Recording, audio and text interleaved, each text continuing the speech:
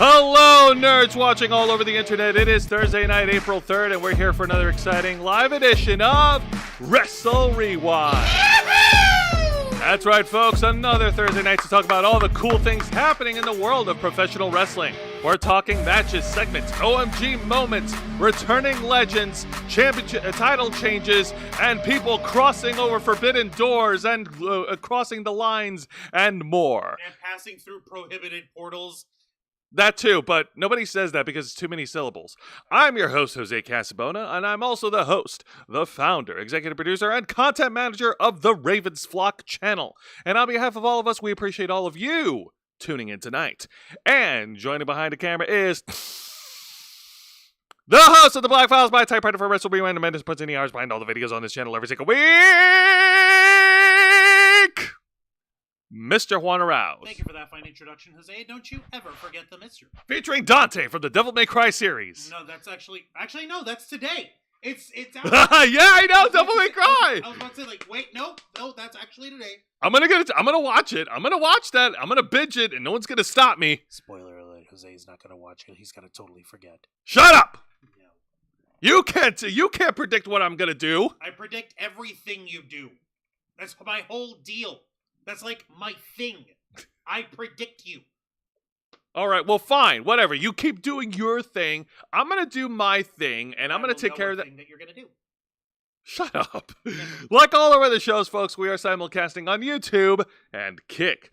So hit the subscribe or the follow button on the bottom right corner of your screen. Click the bell icon to enable notifications. Leave your questions and comments down below, and we'll answer as many as we can. And if you wish to go above and beyond to support the Ravens flock, then you could do the thing for us and become an inner flocker. And for $4.99 a month, you'll have access to all the perks that comes with our membership.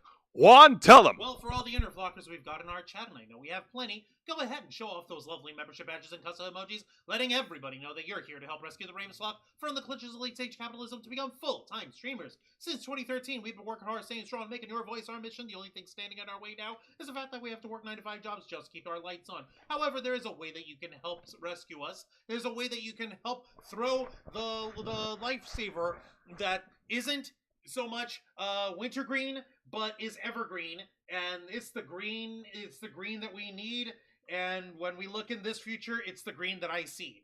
But that's not what's important.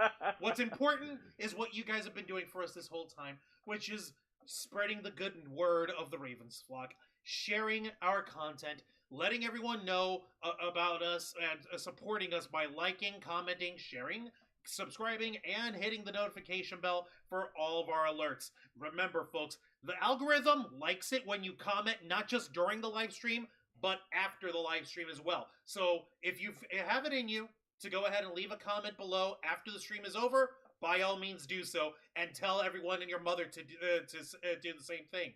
And make sure that when your notification bell is set to all, not none, not personalized, all. We want you guys to get spammed by our silliness. But thankfully, we don't actually spam people with content. That's rude.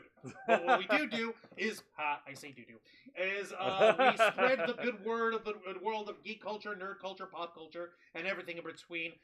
Proselytizing the joys and calling out the issues, and hoping that we can unite our entire community in order to solve these issues together. And the more subscribers we can get out of this wonderful effort, the more inner flockers can come out of that. And before you know it, we'll be completely self-sustaining. With your help, we can and will succeed. You also get access to Members First and Members Only content, a special discount to our merch store, link in the description below, and you get access to all of us, the Ravens flock, your favorite motley crew of nerds, here to make your voice our mission by providing us your thoughts, your input, your feedback, and your ideas to better shape the future of this channel to suit your tastes and needs. Yep, in the chat we've got Fice-Center Macrocephalus, Lisa Boo, Vicente Guerrero, and Nikki Bella holding it down over here tonight. We appreciate you guys in the live stream chat. Yay! Thank you so much. But pray tell, Jose, for 2 things. Number 1, pass me that controller. Hey! Pass me the controller. I was dual tasking. Dual task on your own time. What is it that we do here on Wrestle Rewind other than dual tasking? Well, here on Wrestle Rewind, we review 3 of the most exciting pro wrestling programs in North America today. That is WWE's NXT, AEW Dynamite, and TNA Impact. Folks, we are just weeks away from WrestleMania 41 in Las Vegas, Nevada, baby. Yeah! And on this road to WrestleMania, we are making a stop over in Philadelphia, Pennsylvania for the upcoming pay-per-view event of AEW Dynasty, which is happening on Sunday, April 6th. And the main event match is going to be Jon Moxley defending the AEW World title against Swerve Strickland, the same guy that won the AEW World title at last year's Dynasty. and watch them fuck it up somehow. They better not. They're going to. This is Tony Khan booking. What do you want? And of course, TNA is also gearing up for WrestleMania weekend. TNA is also putting things in motion for their pay-per-view event called Unbreakable, which is happening on Friday, April 18th in Las Vegas, Nevada, the day before WrestleMania weekend. I guess these guys are big fans of, I don't know, that M. Night Shyamalan movie starring Samuel L. Jackson and Bruce Willis. Unbreakable? Who remembers that? I do! Yeah, but that's a deep cut. Yeah, and... You can explain that movie to an audience who hasn't seen it? Yeah, if you know, you know. If you don't, then, that's... Google it. And of course, WWE also has another pay-per-view event, NXT Stand and Deliver, with it's a number one pay-per-view event from NXT, which is happening on Saturday, April 19th, earlier in the day in Sin City. Oh boy, oh boy, oh boy. Let me tell you something, Juancho. I think the last time we talked about Philadelphia, these guys are crazy, man. They celebrated their Super Bowl victory by terrorizing the town and destroying a freaking traffic light, like a traffic post. It's crazy. Oh, is that all they did? Well, I mean, they stormed the town and did shit. Yeah, no, it's crazy.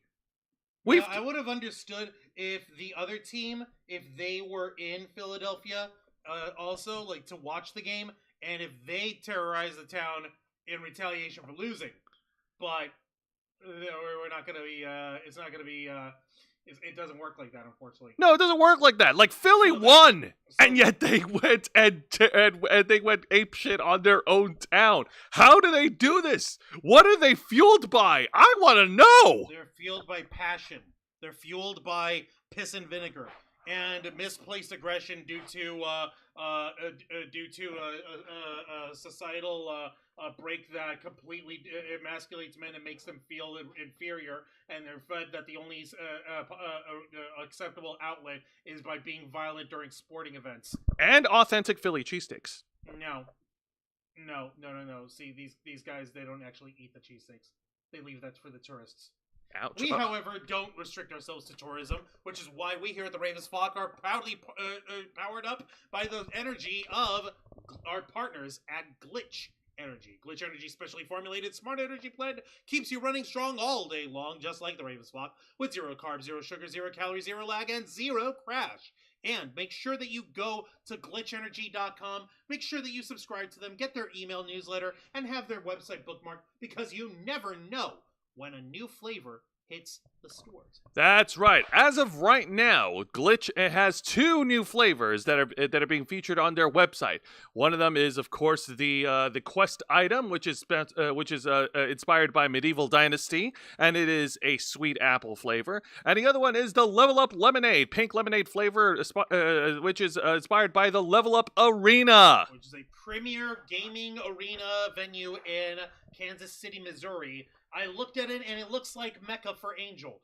I still don't think I've actually shown Angel the layout of the place. I just explained it to him, and he sounded like he was already halfway there. Well, it's like a really popular anime convention. If you take Angel over there, he's never going to want to leave.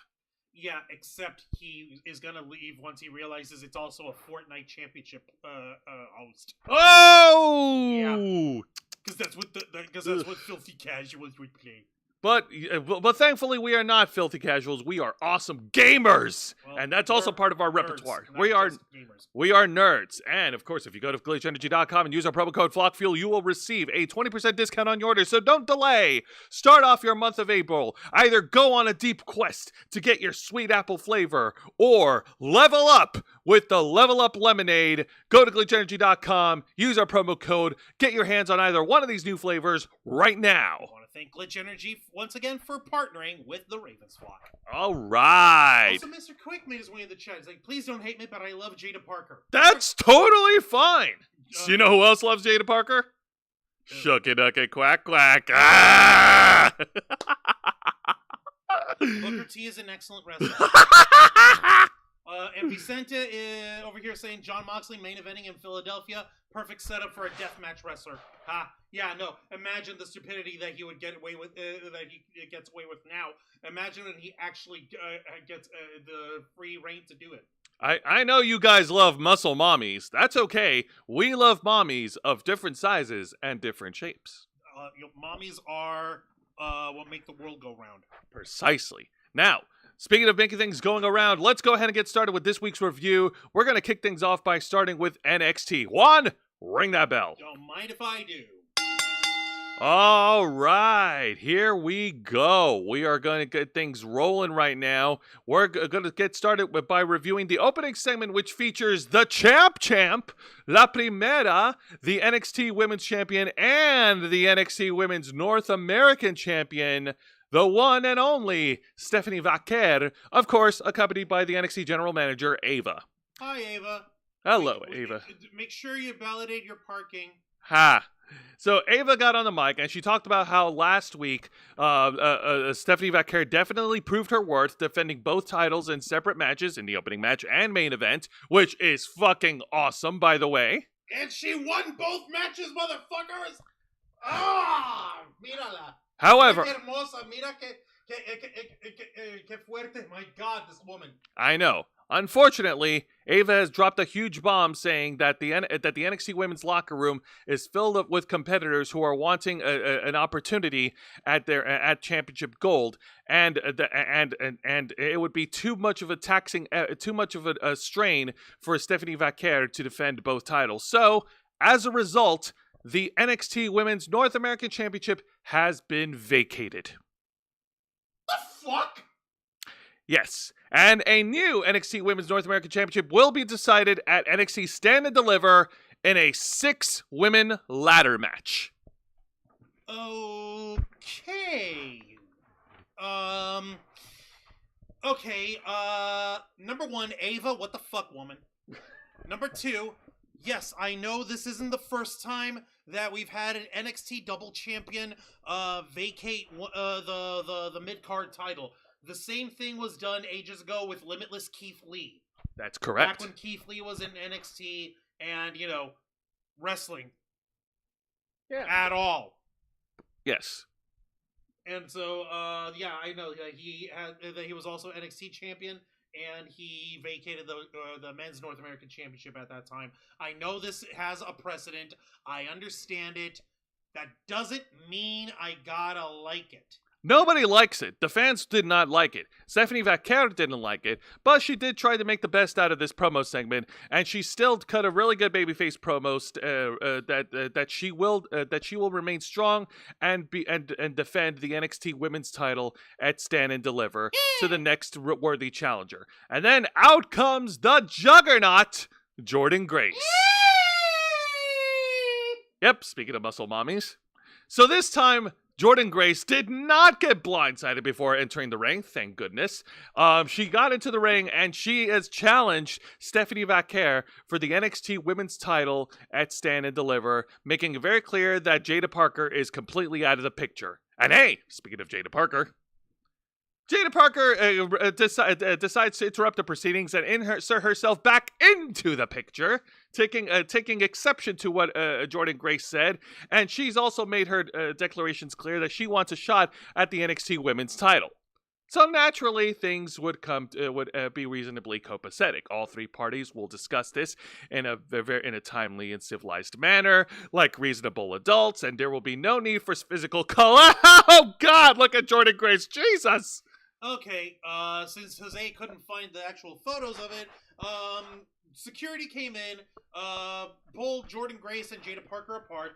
Stephanie Vaquer was smart and she got out of there, but not before security was trying to manhandle Jordynne Grace, who manhandled security herself, including throwing one guy clean over the ropes and into the pile of security guards who were up in the entryway from the stage. That bitch threw that guy over out of the ring faster than Scripps took to jump inside the ring.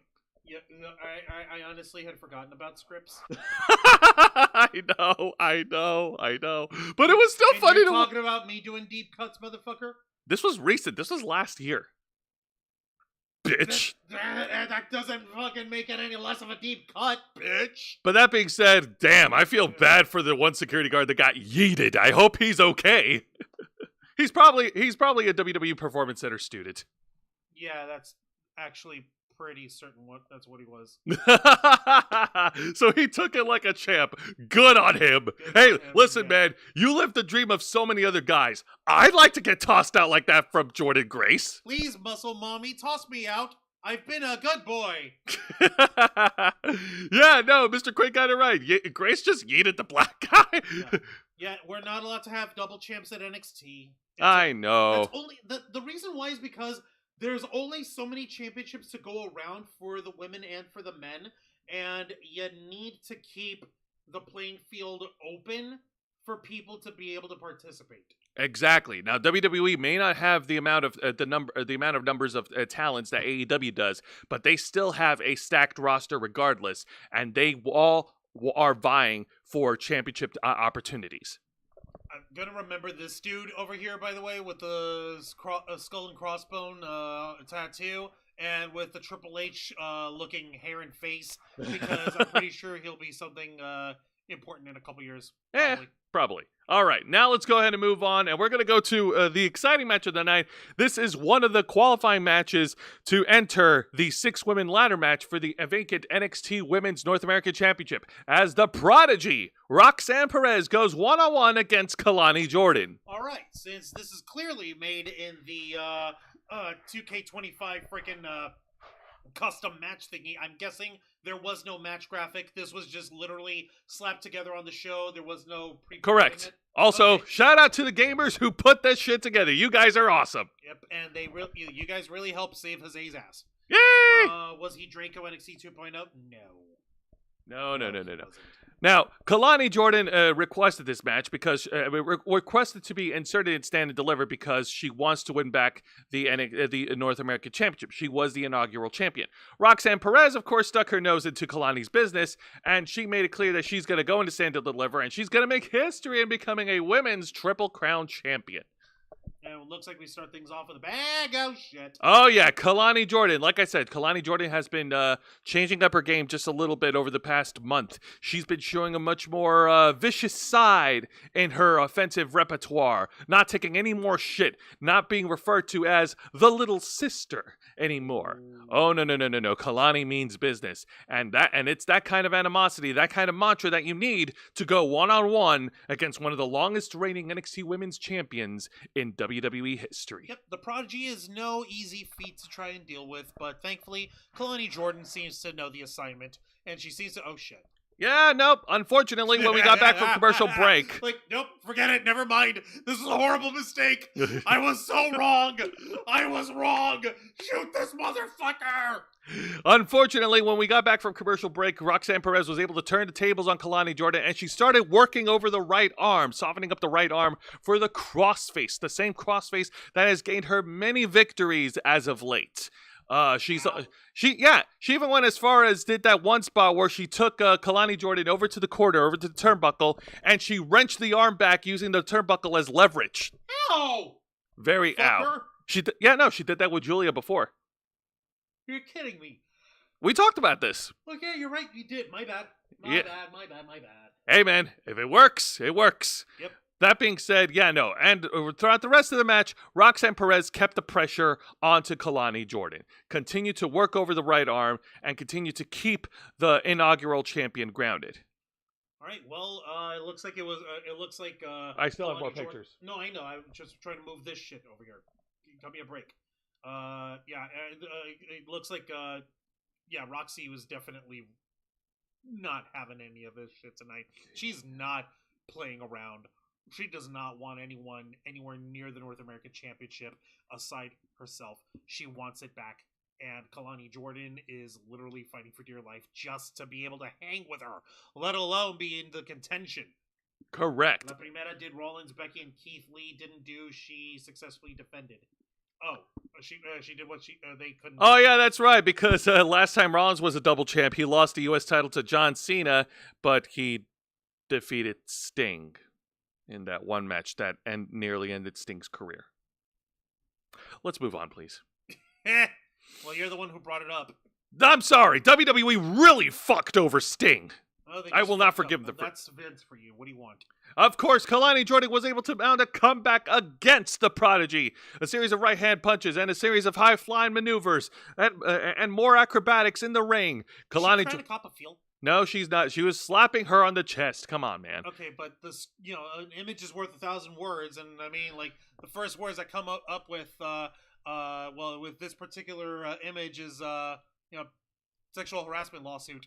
Well, thankfully that didn't happen. Now, Kalani Jordan did try to go for the one of a kind split-legged moonsault, but Roxanne Perez was able to evade that. She tries to go for the pop rocks, and Kalani Jordan was able to reverse that. Go ahead and share it. Yep, she was able to reverse it and lay out Roxanne with a sit-out gourd buster before going for the one of a kind split-legged moonsault again to pin and win.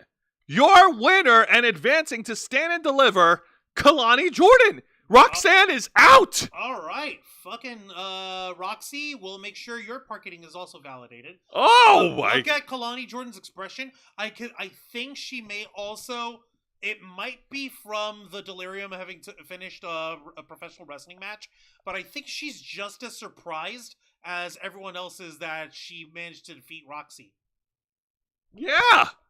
I'm sorry, but this is the expression of someone who is either really fucking tired and just wants to go home, or is shocked that they got this as far as they did.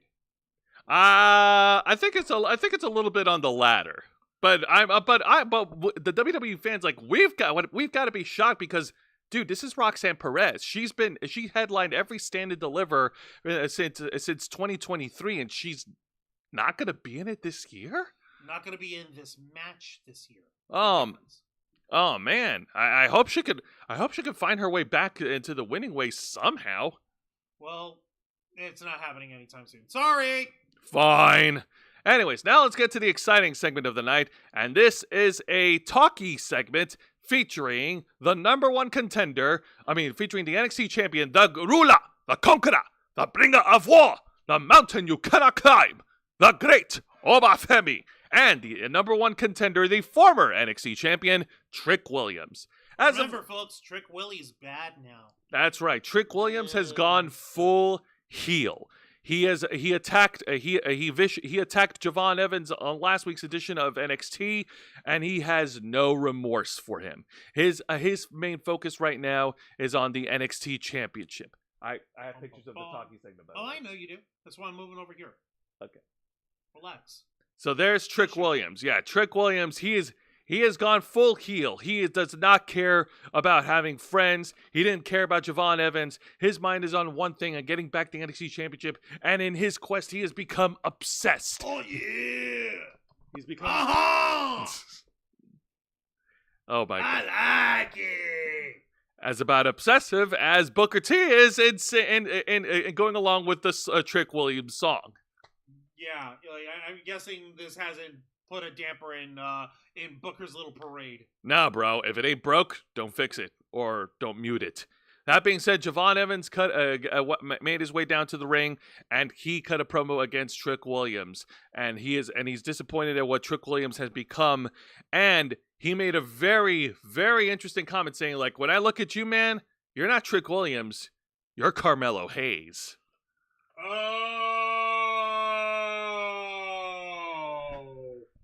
Wow! Fuck! Yeah, you're gonna need a senzu bean for that one, Trick Willie. Ain't no amount of everlasting gobstoppers from Lash Legend gonna save you now, son. Goddamn! Thank you for that. Fellatio. Anyway. Oh my God! And then out comes the champ himself, Obafemi, and he cuts a promo on both Javon Evans and on Trick Williams. Pretty much a basic heel promo, how he would dominate both these men for the title because neither one of them is worthy to challenge him for the NXT championship. Not the way Carmelo, not the way Trick. Look at what he did. Look at what Javon Evans did. I nearly called Trick Williams. Look at what he fucking did. The nerve. I know, The right? unmitigated gall, the audacity. Oh, hi, Ava. But thankfully, Ava is working herself a lot this on Tuesday nights, and she is She's actually doing stuff. She's doing more. she's doing more. Okay. She has declared that at NXT Stand and Deliver, it will be Oba Femi defending the NXT Championship against Trick Williams and Javon Evans in a triple threat match. Congratulations, Oba. This is what you get for opening your freaking mouth. Now you put yourself in a position where you can lose the NXT Championship without ever having pinned or being pinned or submit. And then at next week's edition of NXT, it will be Trick Williams teaming. I can't recall if it's either going to be Oba Femi or Javon Evans, but either one of them will be teaming with Trick to take on two members from the new seditious faction called Dark State. And speaking of Dark State, hang on a minute. Sierra Hotel India Echo Lima Delta. Wait. No, this is Dark State. Hang on. Guys, give me a minute. I can do this. Delta Alpha Romeo Kilo Sierra Tango Alpha Tango Echo Dark States. Yeah, suddenly it doesn't sound as cool. Cut it out. Oh, come on. No kudos for me remembering the military codes? Come on. Ow! Stop that! Cut it out. Knock it off! No. Cut it out. Take that back. K-Star will kill you. No, she won't. Anyway, She won't throw things at me. So Dark State finally did something. They jumped into the ring and they assaulted Trick Williams, leaving Trick as in the middle of the ring like a pile of rubble. No, not seduction. It's seditious. Like fucking backstabbing, conniving, treacherous fucking thing. Seductionist faction. Man, we're throwing all the innuendos No, up you're here. over here like you're apparently you can't word right, so it came out like seductionist instead of sedition. I said sedition. I know, that's what you were trying to say. Yeah, Trick Williams is a great name. Yeah, and I did notice the little gag there, Mr. Quake, the TW Network. Ha, because they're on CW. Ah. Ha. All right. Okay, these guys, they really do need to quit looking so weird and clowny. They need to come up with something better for these factions than just coming out in all black street clothes. I mean, I'm sorry, but that can only work so often. That can only be done so many times. That reminds me, I need more Chaos Insurgency recruits to troll Dr. Sherman. Oh, wait, seriously? Why would you want to troll him? All he's trying to do is help secure, contain, and protect. Yeah. Yeah, Dr. Sherman's a cool dude. Yeah, leave him alone. What did he ever do to you? Yeah. All right, now let's go ahead and move on to the match of the night. A match I really didn't care for, and it is a tag match, but Holla. let's go ahead and talk about this. All right. This is a tag team match featuring the team of Hank and Tank versus Miles Bourne and Tavian Heights, representing the No Quarter Catch Crew. By the way, just a casual reminder, the No Quarter Catch Crew is still a thing. Where the fuck have they been? I see Ren Sinclair sometimes. I sometimes see Charlie Dempsey's crappy mustache. I'm sorry, it's a really bad mustache. Yeah, they've been There's taking... a reason why his father, William Regal, doesn't sport facial hair, sunshine. Yeah, the No Quarter Catch Crew haven't been seen on TV, not since after Charlie Dempsey dropped the Heritage Cup title to Lexis King. Yeah, no, I was wondering about that. Like, what the fuck happened? I guess they just need some time off. Well, we still need to friggin' show what they're about and everything. And meanwhile, Hank and Tank are wasting their time talking to different tag teams to try to get advice on how to get ahead in the WWE. They talked to the Hardy Boys, that didn't work. They talked to Motor City Machine Guns last week, that didn't work. They got a little bit of advice from Pretty Deadly. Well, we'll see if that worked or not. Listen, I wouldn't necessarily take advice from a tag team that was removed from NXT by being mobster murdered by the D'Angelo family and set to drown with concrete shoes. It's okay. That was literally how they killed them off. It's okay. When they made the jump to SmackDown, they used Phoenix Down. That was still the most bizarre fucking thing. Because you actually had Tony D'Angelo and Stax walking down the halls of SmackDown that year, where they walk past Pretty Deadly or trying to cover their face, and you see Tony D'Angelo and Stax like, hey, wait a minute. Didn't those two... Wait, weren't they... Aren't those... Tony D'Angelo's just like, nah, man. Ignore it, man. Like, we got shit to do. All right, whatever. Okay, tell me about this. Hank and Tank against No Quarter Catch Crew. Hank and Tank. What happened? All right, so Hank and Tank, a.k.a. Storefront Heavy Machinery, before Tucker split up with Otis. So Hank and Tank have been doing their own thing, like they're wrestling their own tag style, and then I don't know if they were paying homage or paying insults to Pretty Deadly, but they started mimicking Pretty Deadly's mannerisms in the ring. Go ahead and share the photos, and I'll show you what I meant by that. They started mimicking the tag team moves from Pretty Deadly, stomping on the hands, and then doing their yes boy gestures. Yeah, exactly that. Yeah, yes boy! What? It just looks so stupid, and it looks so ridiculous. And honestly, that's when I was like tuning out, because like I was getting really sick and tired of Hank and Tank going to these tag teams and getting advice. Only for them to not know how to do advice worth a shit. Exactly. At the end of it all, Miles Bourne and Tavian Heights were able to keep themselves focused and keep their momentum going, and defeated Hank and Tank in this tag match. Your winners, the No Quarter Catch Crew. Wow. I'm getting really tired of this Hank and Tank talking to, like, what other tag teams how many tag teams do you need to talk to get advice, to get what motivation you need? And more to the point, why do you suck at winning? You're getting all this advice from these people, and you're still not winning. What's wrong with it? I'm starting to think it's not the advice. I'm starting to think this doesn't have anything to do with the actual advice that they take. I'm pretty sure they just suck. Is that what we're telling everyone? That Hank and Tank just suck? Is that no matter what they do? Is that your advice to Hank and Tank? Yes, that's my advice. Also, hey, up here, Haley Ray Stout. Welcome to Wrestle Rewind. We appreciate your being here. Yay! Welcome to Wrestle Rewind. Yay! All right, now let's get to the... I kid you not, it's a ridiculous segment, and it is a video segment of the D'Angelo family, and they got their own family meeting to share their intel on Dark State. What? Oh my god! Oh my god! It's so dumb! Okay, what intel are you fucking talking about?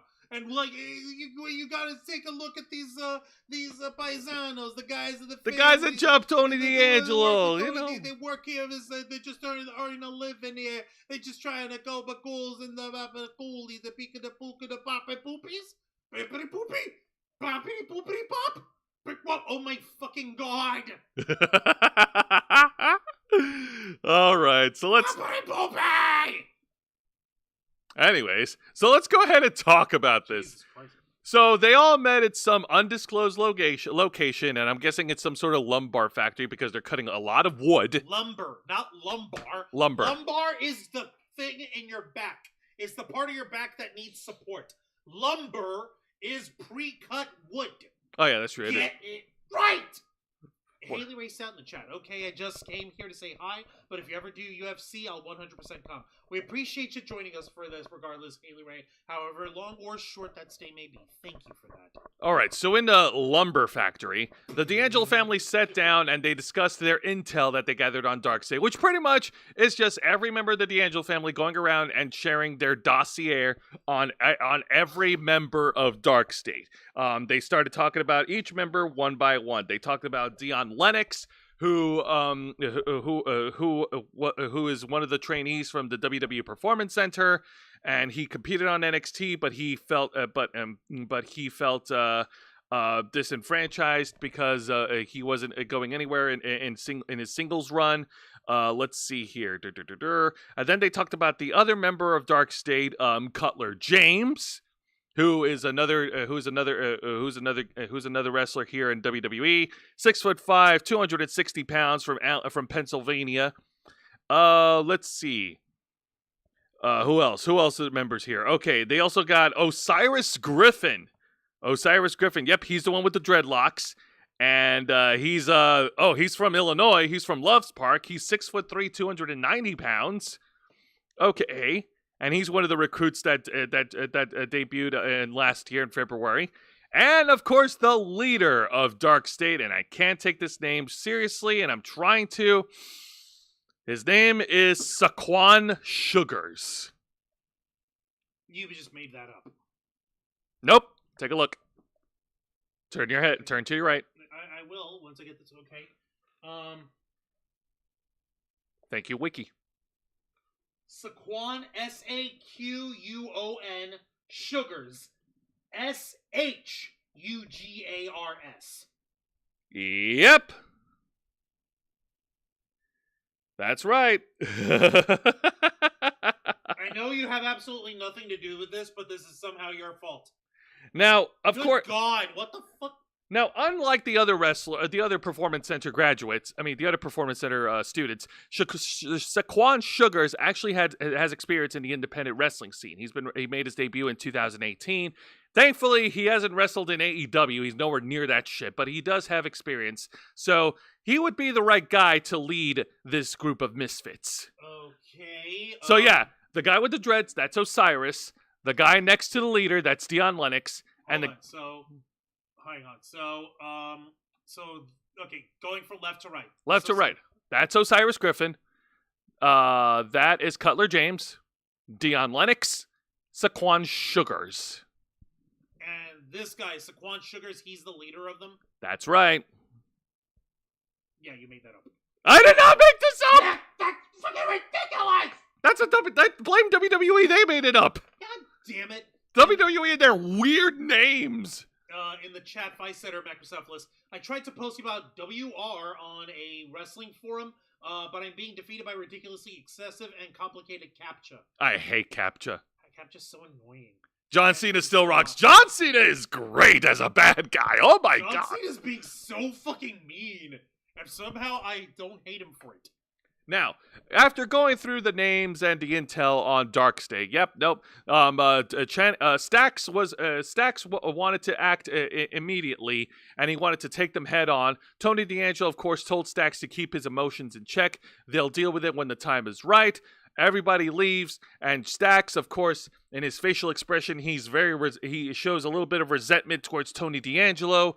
Why would he tell me not to do this stuff? I thought we were all family trying to take care of business together. I thought that if I showed initiative and if I showed him that I'm loyal to him and I'm loyal to the family, that maybe, just maybe, he would actually, respect me too, and he would let me help out. And who knows, maybe he could actually go and retire or go on to the big time. And in the meantime, I'd hang everything down to poppity poopy, beepity poopy pop, poppity poopy.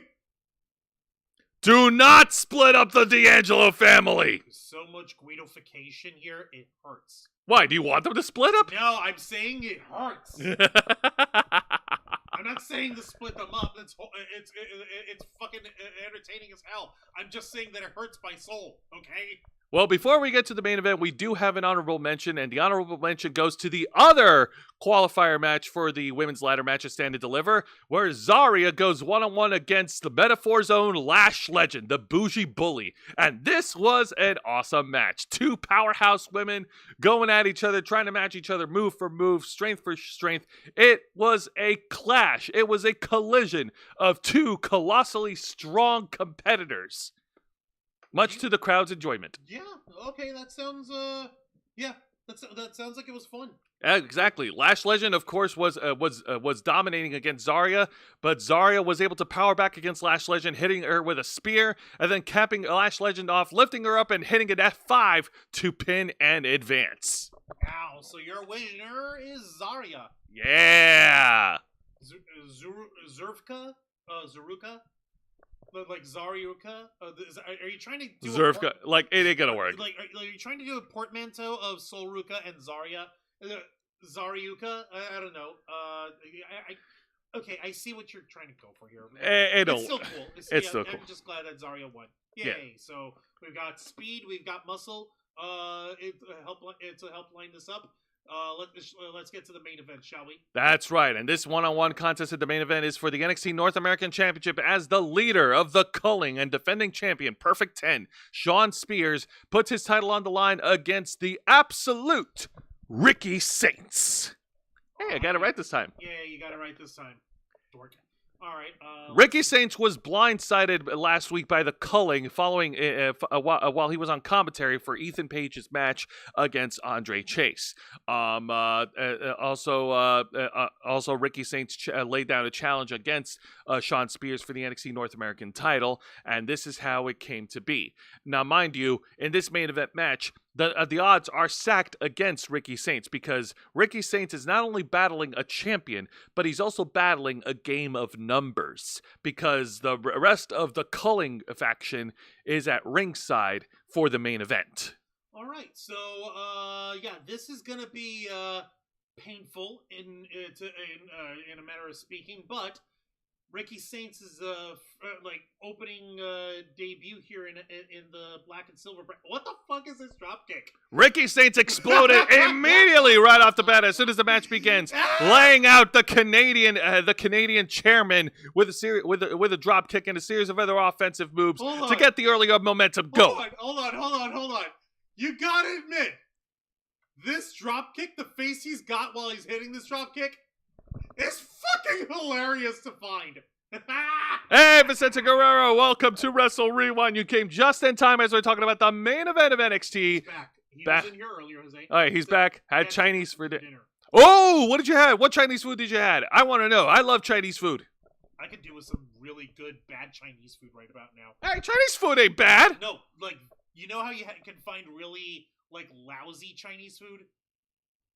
At a dingy ass restaurant kind of thing. I think so. And you know how that one almost always ends up tasting the best? Yeah. That's what I want. Okay, I can see your logic. And yes, good. As Mr. Quay pointed out, this is a battle between the AEW alumni. You gotta remember, guys, this is an AEW match that these guys never did anything in AEW against each other before, did they? Not against each other, no. Yeah, so they couldn't even get that done right. All right, let's get this. And continuing the early winning momentum, Ricky Saints not only kept the pressure on the North American champion, but he decided to do two things. A, pay homage to one of the greatest legends in the WWE history, and two, play a little bit for the fans, in specific for the ladies. Oh boy, here we go. Yes, Juan, I got the shot. Oh, good. Now, yeah, let's show the people. Yes, let's show the people. Ricky Saints, of course, teaches Shawn Spears a little bit of old school walking on the barricade, and he's also posing, saying hi to the audience in the front row, and blowing some kisses along the way to the ladies. No, he wasn't blowing kisses, There were three ladies that were right up against the barricade, and he kissed and with his hands and laid it on their foreheads or put it on their cheeks over here, like, mwah, here you go, baby, mwah, here you go, baby, what's up? The revolution is being televised.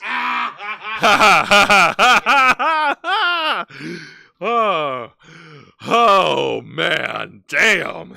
All right, so rest in peace to all those ladies. Anyways, unfortunately, it didn't take long for Shawn Spears to turn this match into his favor, because as Shawn Spears dropped Shawn Spears dropped Ricky Saints back first onto the steel steps, and he regained control of this main event match. Crap. Yes. This can't be good. This can't be good. And now the match is in Shawn Spears' favor. But thankfully, not for very long. These two men battled at the top of the turnbuckle, and Ricky Saints was able to pull off a superplex, knocking down the champion, and he followed it up with a major comeback, including an incredible the Arn Anderson-style spine buster. God damn. Yeah. And then Shawn Spears, of course, is up to his old tactics because, remember, kids, this is a numbers game. Shawn Spears grabbed the North American champion while one of the members of with the North American title while one of the members of the culling distracted the referee and clocked Ricky Saints in the head with it, but Ricky Saints was able to kick out after 2. God damn, Ricky Saints is not fucking around now. And to show that he's not fucking around and he's had quite enough of this bullshit, Ricky Saints started taking out one member of the culling after another, save for Izzy Dane, because, hey man, he may be a fighter, but he ain't gonna strike a lady. No, I mean, of course not. That'd be trashy of him. Also, but then again, not as trashy as this motherfucker's shirt. Yeah, like, okay, listen, Brooks, kudos to you for getting a haircut. You desperately needed it, and kudos for trimming that fucking beard. But, dude, you're not a gigolo. No, you're not. I think you were. Sorry, Haley Ray was saying earlier, that looked like a down B move from Smash Brothers Brawl. Yep.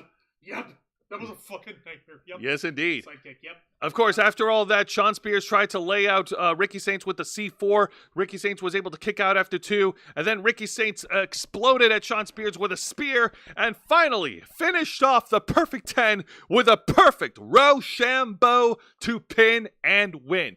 Your winner and new NXT North American Champion, Absolute Ricky Saints. Oh, you love to say it! Holy shit! Coming out the gate nice and strong, Ricky Saints is now NXT North American Champion. This is how you make a star. This is how you make somebody mean something, goddammit. This has got to be a great vindication for Ricky Saints. I'm so happy for him. I'm so glad that he got to get himself into this match and come out on top against Shawn Spears. What the hell is Ethan Page doing over here? Unfortunately, the championship celebration didn't last long. Ethan Page blindsided Ricky Saints with a twist of fate, and the show closes off with Ethan Page standing, holding the NXT North American title. Remember this, kids. It's gonna be important for later. Now, this is awesome. I agree with Juan. This is a moment of vindication for Ricky Saints. I'm sure his former manager, Taz, the leader of Team Taz, must be proud of him, while also dealing with Excalibur. He's got. Hey yo, Cole, you did a great job over there, man. You brought some serious business, and you whooped that ass. You kicked some serious ass over there on NXT, Cole. You did a great job. Red Hook. You can stop now. You can stop now. It hurts. I love Team Taz. I know, you build assassins. I can tell. It's all over your chest. That's not the important thing. The important thing is your Taz sucks. But that's not important. Hey, I'm calling the match, dude. Dude. I'll wear you out. Dude. I love Taz. Santa was actually telling us he was having chow mein, fried rice, a vegetable patty, shrimp, and sweet and sour pork. God oh, damn, tonight. Bro, that sounds very yummy. My favorite thing to order from Chinese restaurants is I like to eat some rice along with some orange chicken. I like eating orange chicken. It's really delicious. I need beef and broccoli with fried rice. And of course, I love crab rangoons. Who doesn't? Rangoons. All right, let me see here. See you, man. I have to head out. All right, Haley Ray, thank you very much for joining us tonight. We'll check you next time. Thank you for joining us on Wrestle Rewind. Yeah. Okay, Mr. Quake, anything here is great. Yep, we appreciate that. The Twisted Ego. Okay, the Twisted Ego. Let's see. Okay. Yeah, no, I'm over here trying to figure what to do with Ethan Page's desire to try and fuck with people in their championships. He does this before with Trick Williams. Now he tried to do it with Shawn Spears. It didn't work. He's trying to take their smile, Juan. Because how dare they smile? How dare they celebrate? How dare they feel any amount of joy while Ethan Page doesn't feel anything? That sounds like a him problem. You know, that's actually the... you know what you just realized... what you just did is What's up? You just inadvertently described the core... thesis of a Star Trek Deep Space Nine episode. Really? Yeah, you remember there was Ezri Dax trying to find someone who was serial murdering officers on the station, and it turned out to be a Vulcan who was traumatized so much that he can't trust people who smile. So he fucking shot them with like a high-end / low-tech sniper rifle looking thing. Holy shit, that sounds intense. I think I remember it. Yeah. I think I remember. I'll have to look that up. Deep cuts tonight, folks! All right. Let's go ahead. We're not gonna boot you. We're not gonna boo you, Haley Ray. I understand. Pro wrestling is not for everybody. It's all right. But wait, Haley Ray, what if we start talking about AEW? Light the fuse, hit the boom, Dynamite! Now we're going to shift over to AEW, this week's edition of AEW Dynamite. I'm pretty sure, listen, Haley Ray's already leaving. There's no point in torturing her on the way out with All Elite Wrestling, okay? It's just rude, cruel, and unusual. Don't do that. Well, speaking of rude, cruel, and unusual, let's go ahead and go with the opening match because they're going to be torturing themselves, and it is a mixed tornado tag match, playa. Holla, holla? As the team of the AEW World Champion Jon Moxley teaming up with Marina Shafir representing the Death Riders goes up against the team of Swerve Strickland and Willow Nightingale. Okay, this is unexpected. Interesting, but unexpected. All right. Let's see how tell us about how this match went, Jose. Well, it's quite simple. The match started off immediately following Swerve's entrance. Like, both Moxley and Swerve could not contain themselves. They started brawling at ringside. Willow Nightingale and Maria Shafir also started brawling. And this is under tornado tag rules. There's no need for tags. It's no disqualification, no countouts, and all weapons are legal. So let's go, which is right up Jon Moxley's wheelhouse because Lord knows he can't contain himself. So no disqualification, anything, no countouts, anything goes. Say it. Lazy booking. Pretty much. In this case, yeah, because Jon Moxley cannot contain himself. He cannot contain his need to go hardcore. Oh boy! It's the only way he could feel alive and feel relevant. You know, I would imagine having had a successful career in the WWE and being a father would be, making you feel alive and stuff. The second part I will agree with, not the first part, because WWE gave him crappy cartoonish material that didn't work. Good lord. But anyway, so dude, this is the same WWE that wanted Moxley to cut a heel promo on Roman Reigns having leukemia. Good grief. So we shouldn't forgive him for that. But anyways, so Moxley, Shafir, Swerve, and Nightingale. So yeah, these four people are brawling at ringside. Moxley and Swerve are brawling at one side of the ring. Marina and Will are brawling at the other side. And then, unfortunately, the Death Riders were able to get the upper hand against Swerve and Nightingale. They started pulling out the first of two tables from under the ring, started setting things up, and then we get a table spot here, and it's a really, really bad table spot. I'm sorry. I gotta say this right now. Marina Shafir, she's a great fighter. She's really bad at wrestling. And I've seen her matches on AEW Dark and Ring of Honor. Like, she's just not that good. She used to do MMA. She does mixed martial arts, but she's not good at pro wrestling. What? And she tried to lift Willow Nightingale for a power bomb, but she couldn't get it all the way.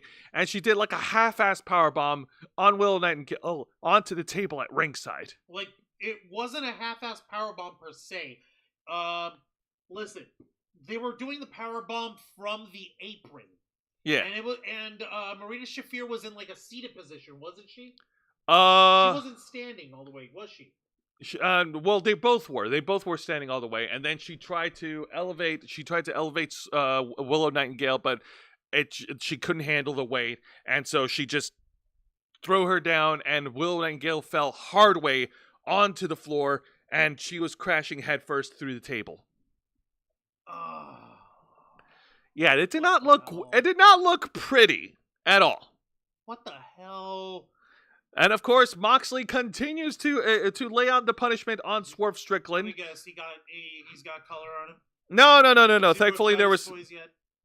Thankfully, we didn't get that far. Thankfully, there were no toys. There was no blood. There was a lot of back raking on Swerve. He started raking the back, and then Marina started raking the back, and then the Death Riders tried to do like a double tag team superplex on Swerve, and then Willow Nightingale was able to get back up in time, and we get another Tower of Doom spot.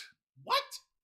Yeah, Willow Nightingale from the ring mat. She double power bombed Moxley and Maria Shafir, who superplexed Swerve.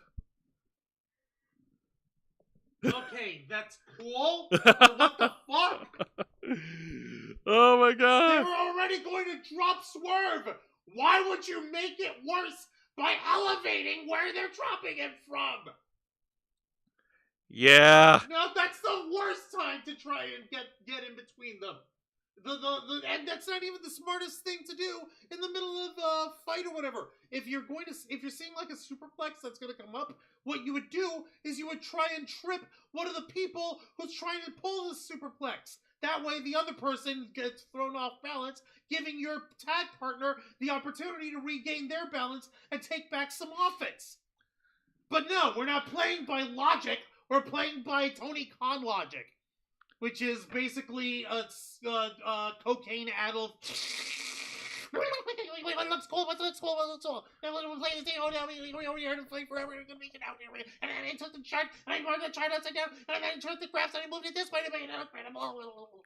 Also, Vincent Guerrero said, problem with Marina Shafir is she is most days bad at mat wrestling, but her entrances and facial expressions do look badass. Yeah, the look looks cool. Her skills, not so much. Swing and a miss. But that being said, in the final moments of the match, Marina Shafir was kind of like early Chris Masters. Yeah.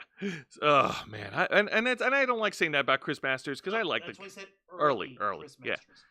I was specifying. In the final moments of the match, Marina Shafir is left alone to fend off against Swerve and Willow. Moxley tried to recover from the ring apron. Another table was set up at ringside, and Willow Nightingale, and they did this off camera. Willow Nightingale knocked Jon Moxley off the ring apron, and Moxley crashed through the other table. In the middle of the commercial break. No, they didn't do the commercial break. They just didn't show it on camera. Oh, they didn't.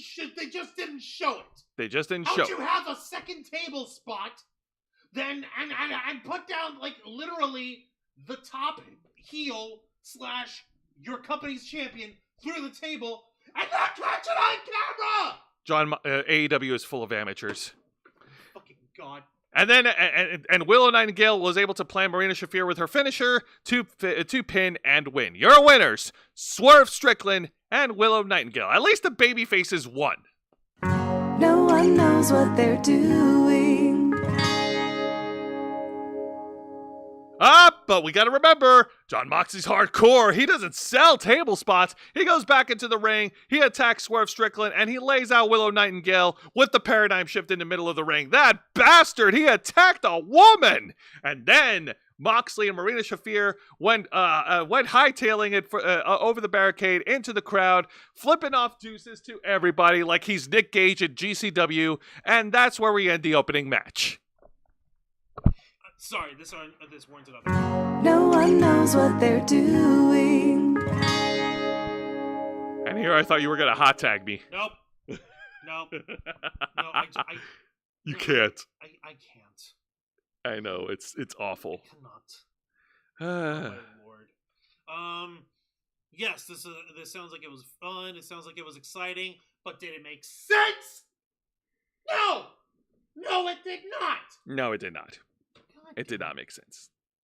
But you gotta understand something. The number one reason why Jose and I go this hard when it comes to reviewing AEW is because every other channel gives them the baby kid gloves in the worst fucking way.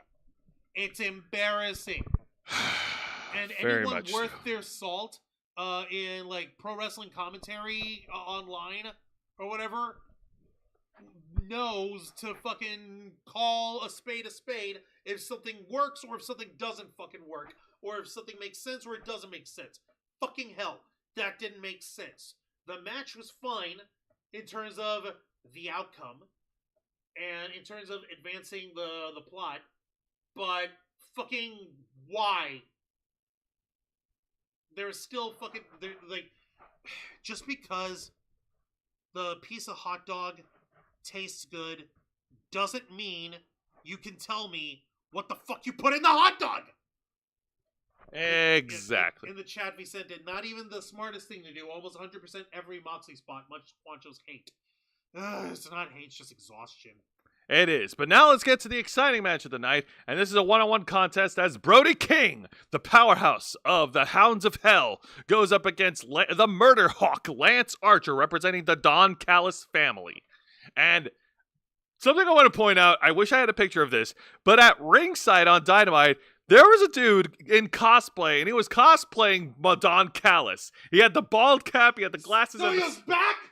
Yeah, he The came. Don Callis cosplayer came back? The Don Callis cosplayer came back. He was dressed up like him, and then Don Callis actually approached him. I didn't know what he said, but he whispered into his ear, and then when he sat down on commentary with Shivani, Excalibur, and Taz, he just said like, "Oh, I just made a comment saying your outfit doesn't look good, and don't ever insult me again."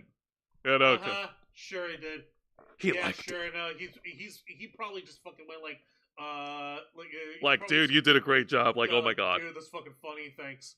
Yeah, no, like, I mean, who doesn't like that kind of shit? Exactly. Even Tony Schiavone pointed out, like, "Hey, man, that's good for you, right? People, that shows a fan appreciation for you."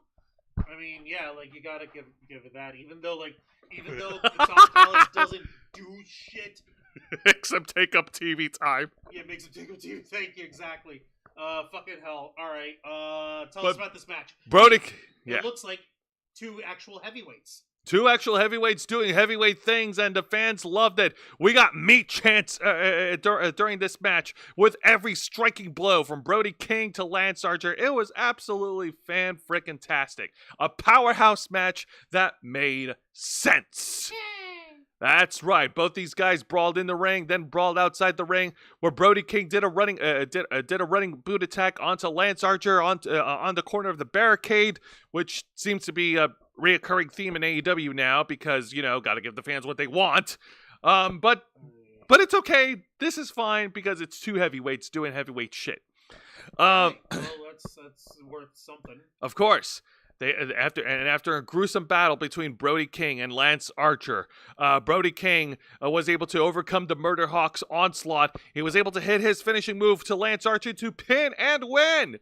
Your winner, Brody King. All right. Okay, so Brody's on a roll. He will need Buddy Matthews back in action to help him out. I mean, for crying out loud, there's only so much honeymooning with Rhea Ripley that you can get away with reasonably. I mean, yeah, personally, I would want to be honeymooning with Rhea Ripley for the rest of my life, too, so I don't blame him. But you got a job to do, buddy! Buddy! No, truthfully, this makes sense for me, and at least the match was entertaining in more than one way. Of course. I mean, there's the fucking Don Callis fan cosplayer. Yeah, we gotta that's always cool. That's always great. I love seeing that kind of fan dedication in pro wrestling. If you're gonna dress up like your favorite wrestler or favorite personality from wrestling, then kudos to you. Right? Yeah, no, props to you, yeah. Like, I say as I patiently wait as Juan dresses up as Tony Schiavone.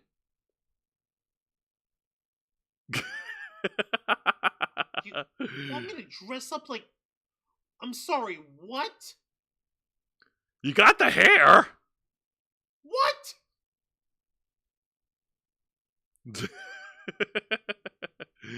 Oh my god, you know what? What the fuck?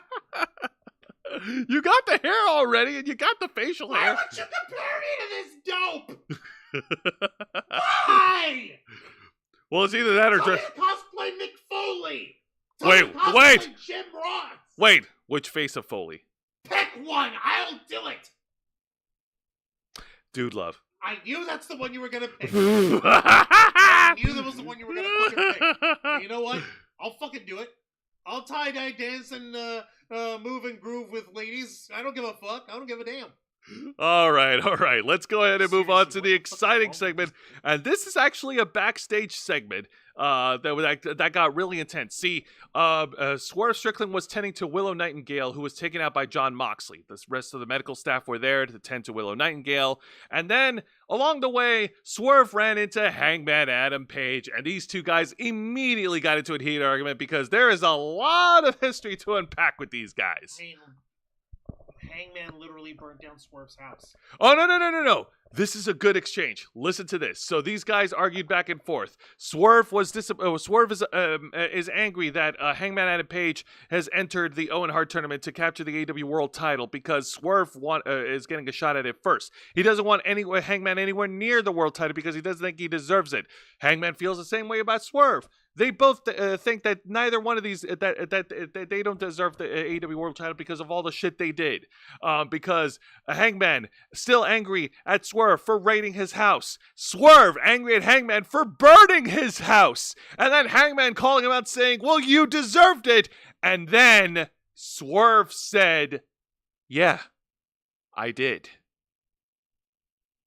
What?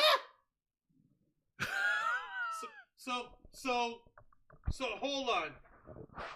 That's how he ended the argument? By saying, yeah, I did. Okay. Yeah. He's trying to get Hangman to move on from this shit. Okay, but like, what? Like, don't tell me that's all he said afterwards. No. Like, it's like, okay, he said, yeah, I did, and what happened from there? Like, okay, because that is such a weird way to like end an argument. Please don't tell me that's how it ended. Well, okay, let me restructure it because this is how I remember. So yeah, no. Hangman and Page Swerve was telling Hangman to get over the shit, with Swerve, to get over this one-on-one rivalry. They did their dance and try to move on. Hangman Page would not let it go. Hangman Page, because Swerve raided his house, to which he pointed out. And then Swerve pointed out that that he burned his childhood house. And then Hangman said, you deserved it. Yeah, because you deserved it. And then Swerve just calmly walked up to him and said, yeah, I did. And then walked away? It's like he acknowledged that, yeah, he deserved to have his house burned down. I'm just trying to find out like the message behind it. Like, but that was a really heated, intense back and forth argument between these guys. It would be really helpful if Swerve actually went and said, like, yeah, I did deserve it. And you notice what I didn't do? I didn't go after you after we settled our score.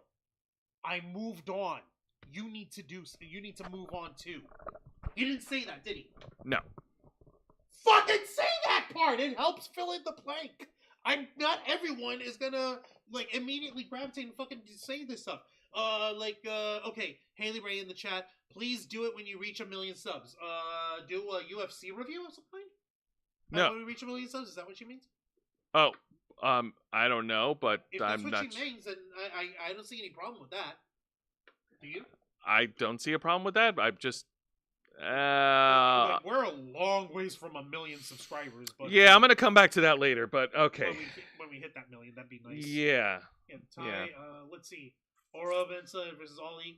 Hockey. Hockey fight. Thank you for that, Mr. Quake. Okay, so yeah, I guess Swerve handing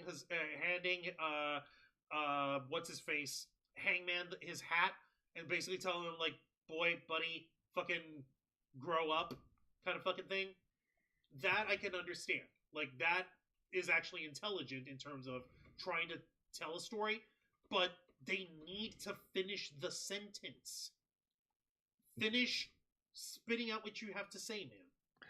Yeah, no, I agree. I agree with that. I agree with that 100%. Oh, the cosplay thing. Oh, yeah, no. Oh, we'll fucking do that. No problem. Yeah, I'll fucking do that. No problem. Easily.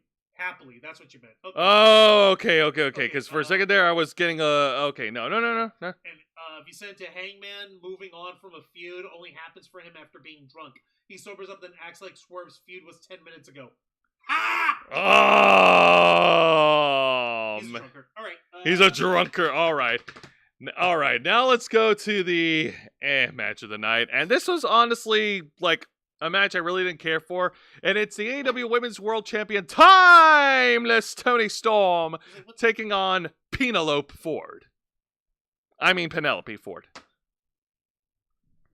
Ow, stop that! Cut it out. Now I can... Oh, great. Now it's lost. Nice going, Juan. It's not lost. It's under the chair right there. What? Where? Oh, it's right here. Just stop throwing things. No. Cut it out. Okay. Okay, all right. You're going to have to explain this to me. Penelope Ford has formed an alliance, a temporary alliance. With Megan Bain, the Megasis, which, by the way, I figured out what it means. Megasis, Pegasus. Ha! I have no words. Okay. No, sorry. This gimmick, this moniker is garbage. I hate it. I don't like the Megasis. Like, it would have made sense if you would have gone with the Greek goddess, but like calling yourself the Megasis, that doesn't make sense. Doesn't make a sense. I don't know. I can't even make it. It's all right. It's awful. Toni Storm is a fucking badass in the ring. Penelope Ford, she's all right in the ring. She's decent. You have to tell me how this doesn't work. Well, it doesn't work because, well, I refer you to my comment of Penelope Ford being, well, decent in the ring. It was a good match. Like, it wasn't, it was okay. Of course, Penelope Ford got a little bit more offense than she needed to. This match felt like it didn't need to go to a commercial break. Like, it was just unnecessarily long, like, because of the caliber of Penelope Ford and her level of, star power in the women's division. And there was this moment where Penelope Ford tried to go for like a bite or a kiss. I don't know. She was trying to go for something on Toni Storm, and the camera really zoomed in because we want to focus on the girl on girl. That'll prove them all that I kissed girls. This is your casual reminder that Tony Khan is a virgin. Yep. All right. At the end of it all, timeless Toni Storm was able to pick up the win easily against Penelope Ford. Fuck this shit. Your winner, the AEW Women's World Champion, timeless Toni Storm. Okay, I guess you didn't like it. I'm sure there's people who did. Here, Wancho. I'll let you watch it, and I'll let you judge for yourself. No, please. I insist. All right, well, I'm going to have to insist on turning the volume down. Can you still hear it? Yes. All right. Wait. First, listen. No, Jose, in the middle of the freaking show? Come on. What's wrong with you, man? We on the clock. We have more stuff we need to talk about. All right.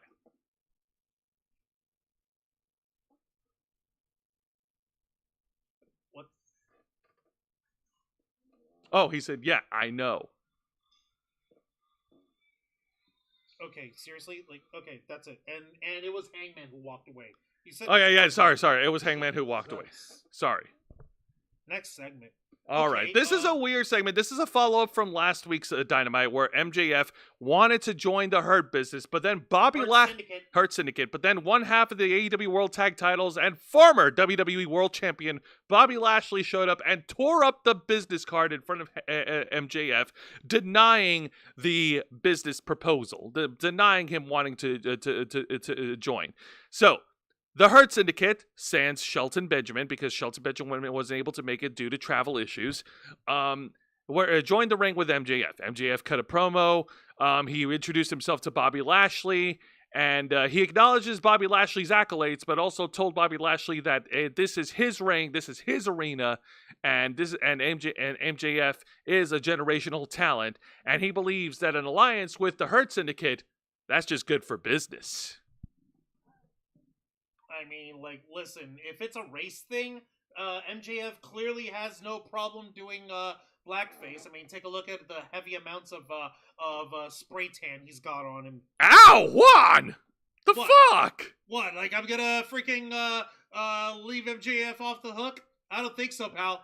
Look at look at this bad tan job, and look at the other fucking guys he's in the ring with.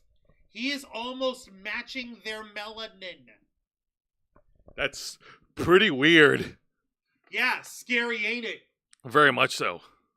Oh my lord. So then Bobby Lashley got on the mic and he said that out of respect for MVP, because MVP is friends with MJF, he is not going to destroy MJF in the middle of the ring. But Bobby Lashley made it perfectly clear that he would not team up with MJF because he knows exactly what MJF is all about. We all do. He's a scumbag. He is a scumbag, and it looks like we have left things off once again at a cliffhanger because we don't know if they will or they won't team up or whatever the hell's going on. Like he didn't officially say, like, "Hey, look, I'm just trying to appeal to y'all's desire to want to hurt people, and I want to hurt people too." Like, come on, man. It's like, nah, boy, you're not allowed. Yeah. Nah, you're just not allowed. You suck. So after MJF leaves the ring, then out comes the Learning Tree without Chris Jericho. We get Big Bill and Brian Keith. Big Bill and Brian Keith, they won 2 tag matches, one last week on Dynamite, and they won a tag match on Collision. And at AEW Dynasty, they will be challenging the Hurt Syndicate for the AEW World Tag Titles. I hope that the Hurt Syndicate destroy the fuck out of these guys. And I don't know. I think a partnership with MJF might lead somewhere. What do you think? I'm guessing MJF doesn't have a match at Dynasty, does he? No, at the moment, no. Then I just don't want them to. I just don't want them to break up the Hurt Syndicate, man, because I love these guys. No. He's not gonna. They're not gonna break up the Hurt Syndicate right now. But what they are gonna do is they're gonna have MJF interfere for the Hurt Syndicate and help them win. Help them retain. Ooh, that is a strong possibility. We shall see. But overall, this was just such a weird segment, and we're once again left in like a realm of uncertainty. Like nothing is set in stone yet, and I guess we'll just have to wait until Dynasty to find out. All right. So why was this segment so blah to you? Because it's weird. It's a weird setup, and once again, like nothing was resolved from last week. And then MJF takes a backseat to the fucking learning tree. Okay, I think I understand. Fuck Big Bill and Brian Keith. Yeah, I mean, that goes without saying. Let me see here. And a UFC review for the 20K subs. Yeah, I guess we could do that for 20K. I guess we can. Yeah. All right, cool. Let me see. And Vicente, speaking of Thai culture, Rob Van Dam said while touring Thailand, hotel people said, do not drink the water while showering. Tons of infections will happen. Ew, fuck. Ugh. Sorry, I'm over here thinking like, ugh, I hope this shit's changed since then. We'll have to rewatch Penelope Ford vs. Tony Storm. Only remember Tony Storm hitting the Storm Zero, and Hillary was playing Skyrim, and Vicente spray tans have always been a bad look. Yes, they have. Just ask the Miz. Ha. All right, now before we get to the main event, we do have an honorable mention, and it is announced that the Owen Hart tournament is making its return to AEW, and that's right. Yes, and we haven't had one of those in forever. It's an annual tournament. It happens once a year. Come on, Juan, give it a little respect. Besides, we've had past tournament winners. We've had Absolute Ricky Starks. We've also had, let's see, who else won the tournament? Bryan Danielson. He won the tournament. And here's the brackets for the men's side. You've got Bobby Lashley versus Ricochet. You got, Will Ospreay versus Jay White. We got the Rated R Superstar, Cope, versus Swerve Strickland. And you've got Hangman Adam Page versus Konosuke Takeshita. All right. Yeah. Okay. And that's just the men's side. And God dang it! Why? Yep. And the tournament final will take place over at AEW Double or Nothing on Sunday, May 26th in Glendale, Arizona. And whoever wins well, go back to the men's bracket. Jesus, you're so fast. No, I'm over here trying to get to it over here. You're bad at getting to things. No, I'm not. Anyways. The men's tournament final will be in Calgary, Alberta, Canada on July 10th. Oh, on July 10th. My bad. All right. So that's going to start a little... All right, then yeah, that's going to happen. And whoever wins will also challenge for the AEW World title at AEW All In Texas. All right, but this is July, though. When is this tournament supposed to begin? It's supposed to begin this Sunday at Dynasty. First round. Will Ospreay. Actually, no. That's an older one. Actually, no. This is a fan-made one. Hang on a minute. I apologize, guys. This one is on me. Let me go ahead and fact-check myself. Yes, please. Because the first round for AEW Dynasty, and I remember because I saw it on Dynamite, was Will Ospreay versus Will Ospreay versus Kevin Knight, a newly signed AEW wrestler. Yeah, no, you're gonna have to figure out the actual correct tournaments over here, please, because if this isn't the correct one, then you need to fucking...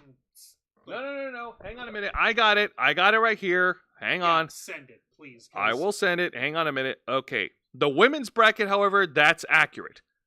All right, so I can show the women's bracket? You can show the women's bracket. Not too early. You're not too early. Too fast.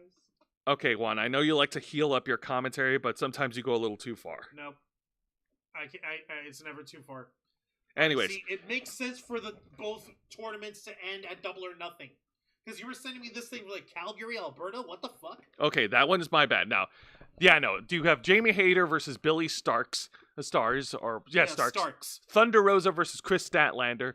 Julia Hart versus Mercedes Money. And Harley Cameron versus Mercedes Money is winning the turn. Mercedes Money's gonna fucking win this stupid thing. Yep, Mercedes Money is gonna win. Let's not kid ourselves here. That's what all this fucking guy's gonna do. That's all this fucking idiot Tony Khan's gonna do. Oh, I'm having the best time of my life. It really rekindled my love for wrestling. Yeah, it's easy to rekindle something when you're being handed wins and championship belts left, right, and center. Yeah, miss me with that shit. Entitled bitch. Now, I sent Juan a text message. Juan, please check your phone. It should arrive shortly. And I have the updated men's bracket with the finals taking place at Double or Nothing this year. And the men's bracket side, which Juan will be sharing shortly, but I'll go off the participant list. The first round match is, of course, Will Ospreay versus Kevin Knight, which is happening at Dynasty. Then you've got Brody King versus Konosuke Takeshita. Hasn't sent yet. Mark Briscoe versus Kyle Fletcher, and Hangman Adam Page versus a wild card participant. So you're saying it hasn't sent? Yeah, I haven't gotten it yet. Oh my god, hang on a minute. What the fuck is going on with my phone, man? Jesus. I'm getting real pissed off. Hang on a minute, folks. My phone is operating at a speed of dial-up. I need to get a new phone. Not just that, it's just freaking. This is just annoying. All right, so both the men's and women's tournaments end at Double or Nothing, right? Both men's and women's tournament finals will end at Double or Nothing, and the winner will face a challenge for the AEW World Title at All In. There, I had to take a screenshot. I hate doing it, but there it finally goes. Okay. It's a little too late now. Fucking disappointed. All right. Yeah, at least zoom in and at least do a split screen. I got you, Jose. Don't worry. Well, I don't want you to waste time. Jose, we're already wasting time, and this is your show, so it's yeah, it's my show, and I say let's move on. Then no, I'm gonna show. Don't kick me because we're gonna show everyone. All right, relax. See, easy fix. Boom, boom. And fucking, where'd it go? There. Boom. All right, fine. Here is the men's bracket. All right, so yeah, Will Ospreay faces Kevin Knight. Brody King faces Konosuke Takeshita. Mark Briscoe faces Kyle Fletcher, and Hangman Adam Page faces a wild card. We don't know what the wild card's gonna be. Okay. Now this one is split down the middle. I think the finals will be either Will Ospreay or Hangman Adam Page. Whoever wins will be the one to challenge for the AEW World Title. Juan, what do you think? It's gonna be Ospreay. It's gonna be Ospreay. Yeah, fuck Hangman Adam Page. Yeah, no, the Hangman's not his favorite toy anymore. Will Ospreay is Tony Khan's favorite toy. That's why he's putting belts on Will Ospreay and on Mercedes Money. Yeah, that's true. All right, now let's get to the main event of this week's edition of AEW Dynamite. Both these guys will be clashing at Dynasty for the AEW World Trios Championships. Both, I guess you could call them team captains on opposite teams, if you will.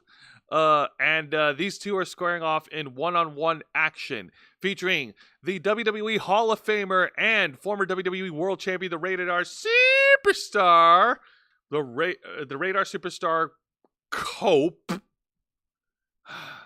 versus 1/3 of the AEW World Trios Champions. What the Oh, okay. Okay, versus 1/3 of the AEW World Trios Champions, Claudio Castagnoli. All right. First off, Haley Ray is lost and Haldir is Kane. God dang it. I'm so sorry to hear that. I hope you get out. MJF versus Hurt Syndicate. Nobody asked for it. At least it's new. Well, it's interesting in a way because, maybe we might see MJF fall back into his old habit of I want people to love me and I want the cool kids to like me thing. So maybe he's gonna do that kind of shit. I mean, he is an insecure little shit, so yes. Yes, he is. So, anyways. Here we go. No, suffer, Jose. Thank you, Mr. Quake. He gets it. And It makes nuts, but he gets it. all right, so Cope and Claudio 1-on-1. We start things off, of course, with some back and forth action between Cope and Claudio. Cope, of course, takes the fight over to ringside, lays in a series of forearm strikes onto Claudio, sits him down at the corner barricade again with that spot. Again. Yeah, it seems like to be a favorite thing for AEW wrestlers to do. And then they eventually take the fight back into the ring. Claudio, of course, with the referee's back turn, rakes Adam in the eyes and was able to take control of the match and keeping the Rated R Superstar grounded. When we got back from commercial break, Claudio was working over Adam, and it looks like he was trying to go for a suplex from the apron. Like, both guys tried to suplex each other. That ended up not happening. Instead, Claudio just knocked Adam in the ring and decided not to suplex him, which I thought that was a weird spot, but regardless. And then later in the match, Claudio locks in the sharpshooter onto Adam. Adam was able to reverse the sharpshooter and switch it over to the crippler crossface. That's right. He was able to put the pressure on Claudio, but Claudio was able to break out of it. He then hits the big swing, getting in, I believe, 6 or 8 rotations into the big swing, which is nice. Yeah, it's really cool. Of course, what's his face? Cope was able to kick out after 2, and then having enough of this crap, Adam tried to cheat, tried to bring a steel chair into the ring, and he tried to cheat. The referee wasn't having it. The referee's back was turned, and Adam, I think he laid a low blow onto Cope laid a low blow onto Claudio with the referee's back turn, so he played a little dirty there, and then he hits Claudio with a spear to pin and win. Your winner, the Rated R Superstar, Cope. First off, okay, cool. He won the match. Second off, continue suffering as a cry mad about it. And thirdly, at least this match came off a little more interesting. It's nice to see. It's nice to see Tony Khan experimenting with formats of WWE circa 2018. But what do I know? Also, it's nice to see Adam actually utilize underhanded tactics himself. Dude, he's the ultimate opportunist. Don't you mean Cope? Shut up. No, call him by his name, Jose. His name is Adam. No, that's his real life name, Jose. You got to keep up the kayfabe, brother. Anyway, so You but gotta kayfabe it, brother. but then chaos ensued after the main event match because the Death Riders got some retribution onto Swerve Strickland. The entire gang, sans Claudio Castagnoli, ambushed Swerve backstage, and then they dragged his carcass in the middle of the ring, and they laid a beatdown onto Swerve Strickland, and then the Death Riders brought out some crushed glass in the middle of the ring, and Moxley was able to drop Swerve back first onto the crushed glass, leaving him in the middle of the ring. What are you doing? I'm fixing the thing, Jose. Relax. All right. Wait, do we have a picture of the crushed Yes, glass? we do. We do? Well, sort of. We have a picture of the beatdown, but not the crushed glass. So yeah, this is the beatdown. They laid him out with crushed glass, and as they were leaving, as the Death Riders made their way out, Swerve Strickland sat back up, and he was smiling from the crushed glass spot because he loves this shit. The fuck? He got a sadistic smile on his face like, bro, that shit don't faze me. And that brought a little bit of fear into the eyes of Jon Moxley as we close off Dynamite. Oh, now Jon Moxley is feared. He's scared it for dear life. Now he feels like he's got a challenge. Wasn't he just ripping a fucking nail-encrusted cricket bat off of his back not 2 weeks ago? He got better. Joder, la mierda con su puta madre. My fucking god. Oh, Haley Ray found a way out. Yay, that's good. But you didn't. Yeah. Ow! Get it out! Jesus, man. Eventually you're going to run out of things to throw at me. Want to bet? Are you willing to take that bet? No. I will! I'm good. All right, let's go ahead and move on, and let's shift gears over to TNA Impact. All right, let's see how the Impact Zone fared this week. Yeah, all right. So here we go. TNA Impact opens up with a one-on-one contest as the former WWE alumni Elijah goes up against the King of TNA, Frankie Kazarian. Okay, you ain't king of shit, first off, but more importantly, why are we still walking with Elijah? What if I wanted to speak with Zeke, man? Man! What do you got against Elijah? I mean, I got nothing against Elijah, but I haven't heard from his younger brother Ezekiel in a long time. Where the fuck is Zeke? Where is he? He's gone. Vanished. Why? Lost to the ether. No! But joining the ringside commentary team, of course, is the TNA World Champion, the prestigious one. Say his name and he appears. I believe in Joe Hendry. I believe in Joe Hendry. That's right. Joe Hendry, the TNA World Champion, joins Matthew Raywalt and Tom Phillips on commentary for this opening match. Because last week, Elijah and Joe Hendry weren't feeling very happy about Frankie Kazarian crashing their promo, and trying to give his own solo music number, which we already crapped on, saying it sucked. Ha. Now these two guys go at it. Elijah and Frankie Kazarian. Elijah, of course, takes Frankie Kazarian to task, laying him out with his flurry of offenses, and also pulls a page off of the Phenom and walks on the ropes himself, teaching Frankie Kazarian a little bit of old school. The only difference is that Elijah did not blow any kisses to any women in the audience. I mean, he doesn't need to. He's a rambler. He's the wandering soul. He's the drifter. He's not the kind of man who blows kissy faces at the ladies. No, that is true. That is true. Now, Frankie Kazarian, on the other hand, he might think that he's back in his early 20s, so that's not out of his wheelhouse. Well, far be it from us to assume that Frankie Kazarian is dealing with a crushing midlife crisis. But regardless, as the action spills over at ringside, and Frankie Kazarian saw an opportunity to push Elijah towards Joe Hendry, knocking Joe Hendry out, and that little bit of distraction was enough for Frankie Kazarian to take advantage and roll up Elijah to pin and win. Your winner, Frankie Kazarian. God damn! And then how dare you? And then after the match, Joe Hendry got into the ring and started laying out an assault on Frankie Kazarian, trying to pummel him. And then due to some sort of miscalculation, like there was another awkward stare down between Elijah and Joe Hendry, Frankie Kazarian took advantage and attacked Joe Hendry and sprained Joe Hendry's shoulder in the process, to where the medical staff had to tend to the AEW World Champion. No! It turns out that Joe Hendry had some sort of thing with his elbow or his shoulder or his bicep or something. The way the medical staff boarded it is that he had a sprained rotator. A sprained rotator cuff? Can you sprain those? I have no idea. I've thrown out my shoulder before. I don't think I've ever sprained my rotator cuff. That is such a weird thing to break by accident.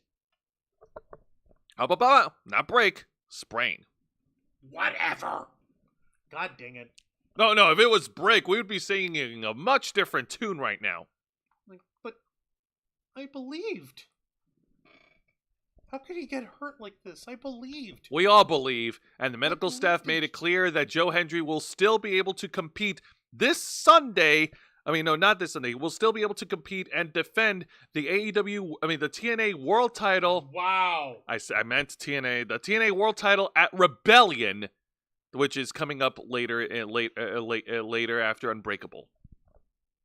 See, you are slipping here. You're slipping in terms of names and promotions. Stop it, man. Dates. You know what the problem is? You know what your problem? You're not believing in Joe Hendry hard enough. All right, enough. Quit joshing me. No, it's part of my job. And it's part of my charm. More like it's part of your life. You always josh me. Yeah, but that's what a big brother's supposed to do. Okay, well, you can't do it all the time. Sure, I can. Next match. Yeah. Next match, we get Hey! we get a spectacular knockouts tag team match, playa. As the team of Spitfire, Danny Luna and Jody Threat take on this awesome team from NXT, the Meta Girls, Lash Legend and Jakara Jackson. All right, so the ladies are making another appearance over here in the Impact Zone. So let's see how this turned out. Yeah, no, the Meta Girls, they're not only vying for the WWE Women's Tag titles, but they want to get their hands on the TNA Knockouts Tag Team titles as well. And they've been making their intentions clear last week on TNA Impact, along with Gigi Dolan and Tatum Paxley. Chemical X, god dang it. I know. By the way, shout out to Norberto for making another anime drawing of the Chemical X tag team. I know. It's it awesome. looks so good. So anyway, Lash Legend and Jakara Jackson. So Lash Legend, of course, the powerhouse, the bougie bully, was able to match power with power against Danny Luna in the middle of the ring. It was an awesome sight to see. I loved seeing these women doing strong women things, and it's so cool. Then Jody Threat after they worked over Danny Luna for a while, Jody Threat got into hot tag, and Jody Threat was a spitball of fire and started laying out punishment on both Lash Legend and Jakara Jackson. Oh, fuck. And it got a little silly. It got a little silly where she's in the middle of the ring, and she starts doing this. She starts laying double chops on both Lash and Jakara doing this. Which looks just about as silly as the multi-chops from Eddie Kingston. Yeah, no. Come on. This Jody, why? Why, Jody? And then Jody Threat tried to go for one of her signature moves, but Lash Legend was able to reverse it at the final moments of the match, and Jakara Jackson was able to telegraph with Lash Legend to hit their tag team finisher to pin and win.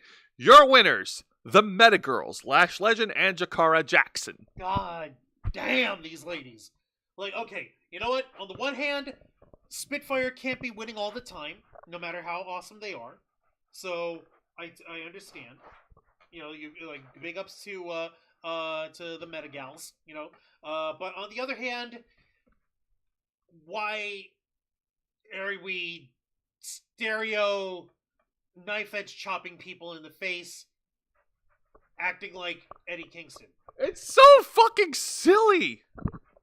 No, like that's no. I don't care where it's being done. I don't care if it's at NXT, TNA, or AEW.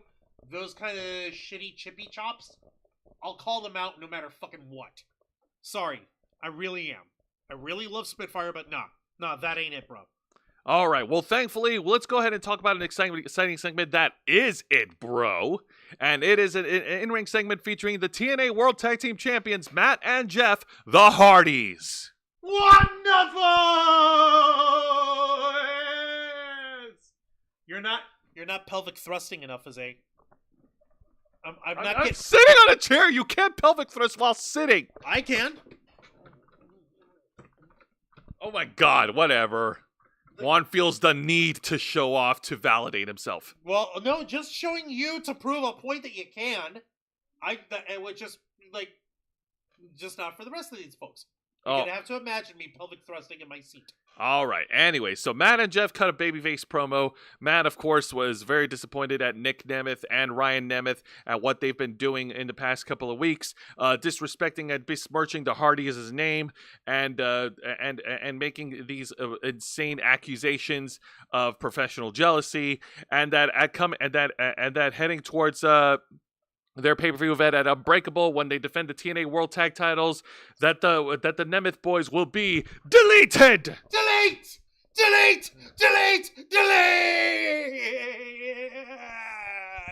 Jeff Hardy and Haley Ray got lost again. What the hell? Damn it. Sorry, no, I just see that as one of the comments in the chat. I'm like, God damn it. Yeah, no, that sounds right, though. Jeff Hardy then got on the mic, and he made a little bit of a joke because outside of wrestling, Nick and Ryan Nemeth are actually stand-up comedians, and he believes that the biggest joke is that they think that they're the greatest tag team of all time. Tis indeed. And of course, Jeff Hardy and the Hardy Boys are going to put the Nemeths to the test when they defend the TNA World Tag Team titles. But then they were interrupted by the Good Hands, Jason Hotch and Josh Schuyler. And they interrupted the proceedings, wanting a shot at the Hardys, and they feel inspired by their campaign leader Mustafa Ali and his victory over Mike Santana. And that inspired them to pursue tag team victories as well. They proceeded to get their asses handed to them, though. Yes, immediately, Santino puts together an impromptu tag match to which the Hardys won in indomitable fashion. Yep. So, sorry, Good Hands. Get those hands checked out. Get good, scrubs. Exactly. Now, thankfully, there were no bad matches on TNA Impact. All the other matches were pretty solid, but along with the ones that I talked about, that stood out the most. I do need to point out real quick before we get too far along. What's her face? Vicente was saying, I hate those fast low impact chops. Please, Jody, do not do them again. It's so dumb. It is. It's so dumb. I'm sorry. Go on. But we do have a ridiculous segment, and this is a segment featuring the System, and apparently they're doing a public firing. What? So apparently last week on TNA Impact, Eddie Edwards said that he had a different vision of the System, that he had a different plan, but something didn't feel right, and it was time to, and he wanted to see who's in and who's out. And Eddie Edwards went down each member one by one to test out who is still with him in the System. JDC was still showed his solidarity. So did Brian Myers, and of course Alicia Edwards, because there's no way his real life wife is ever gonna turn on him. And then she can. And then eventually Eddie Edwards turned his attention to the TNA X Division champion Moose. And then he asks Moose if he's still in the System or if he's still out. And then the whole segment was interrupted by Cody Deaner trying to remind Moose, like, hey man, listen, it ain't your choice. It's the people's choice, and the people want you to fight against the System. Like, he was trying to motivate the Moose to listen to what the people wanted, and the fans were coming alive. And then Moose pretty much pulled the bait and switch, like, yeah, you know what, you're right. And then Moose just big booted Cody Deaner in the middle of the ring, and then everything's back to business as usual. What the fuck? So the whole thing was a fucking swerve. The whole thing was a fuking setup. It was a setup. Bullshit! Nope, business as usual. No, what the that's some bullshit. No, seriously, in truth, that would have actually been fucking funny in a way, but also at the same time, like, how long can the System last? Yeah, they are the dominant heel faction of TNA, and yeah, they've got some star power, and they've got like the best development in terms of factions in TNA. But considering how long they've lived and how many titles they've lost and won along the way, like, it feels like they're outliving their shelf life. But let's be totally fair here. What? In a blind taste test between Moose and Eddie Edwards here, who the fuck do you think would actually come off better as a leader? Moose. Yeah, exactly. That shit ain't gonna happen. Also, Jeannie Rick's in the chat. Hey up, Jeannie Rick. Welcome to Wrestle Rewind. Hello, everyone. My favorite wrestling announcer, breaking it down. Oh, well, thank you. I appreciate it, Jeannie Rick. And Vicente back in here. I want to see true brutal chops here on YouTube. Look up Haku versus Koji Kitao. Kitao was stiff with tons of guys back then, and Haku does the hard chops. Yeah, holy shit, Haku! I love Haku. Oh. He is a member, sort of like he is a member of the Anoa'i family, and he is the Rock's uncle, so he counts. He may not be related by blood, but he is The Rock's uncle, so he does count as a member of the Anoa'i family, and he is awesome. If you look up his matches in WCW as Meng, that guy's a fucking monster. So what's the guy's? Hold on. Haku versus Koji Kitao. Koji Kitao, yeah, Koji Kitao. There it is. Haku versus Koji Kitao. While Juan, oh wow, that's an old one, 1994. Holy shit, we're serious. This is ancient. All right. Well, you don't have to play it now. Oh, no, I want to try to see if I can see it and try to find the spot. Yeah, F the system. You're right about that, Mr. Quake. Vicente, Koji stopped working stiff after Haku chopped him back just as hard, then almost KO'd Koji with a dropkick. Hey! All right. That sounds about right. All right, so while that's playing, let's go ahead and get to the honorable mention of TNA Impact, and this one involves the TNA Director of Authority, Santino Marella. Hey. Santino Marella interrupted a promo segment between Mance Warner and the digital media champion Steph DeLander, and he made two announcements. First off, as of tonight, the TNA Digital Media Championship is defunct. It has been deactivated, and Steph DeLander had to relinquish the championship because it is no more.